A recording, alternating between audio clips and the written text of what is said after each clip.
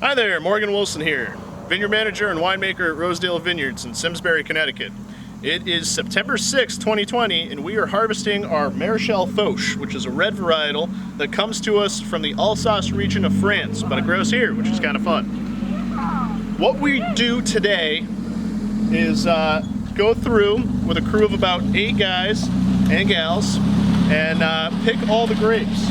So what we do is we snip it right here and then put it into a flat, a white grape flat, food grade, and then I ferment it after we crush it.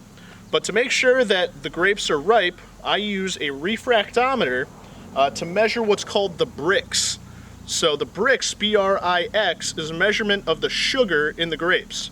What I do is I take a little berry, I open up the little window on here, I squeeze some juice on it, and then I put the cover on, and then you look through it like a telescope up at the sun, and there's a little scale in there that tells you what the Brix are in the grape. So this is coming in at 22.5 Brix, which is right on the money, exactly what we want for this varietal. And what that'll equate out to is about a 50 to 55% conversion to potential alcohol. So that would come in at about 12. Maybe a little less, but I may add a little bit of sugar to bring up the Brix. We want to harvest sometimes a little early because you can see the bees are starting to get into the grapes, and we want to make sure that we still have grapes to make wine out of and the bees don't eat it all.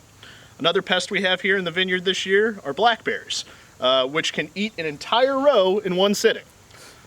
But yeah, that's picking. This is our crusher destemmer. After we pick the grapes out in the vineyard, we bring them into the winery, away from the bees and all that good stuff. We weigh up each flat so that we know how much we harvested, and then we put the containers of grapes into this device. So we load them into the hopper right here. They get fed this way, down a little crusher, and then they get pressed up against this grate, which sits inside here.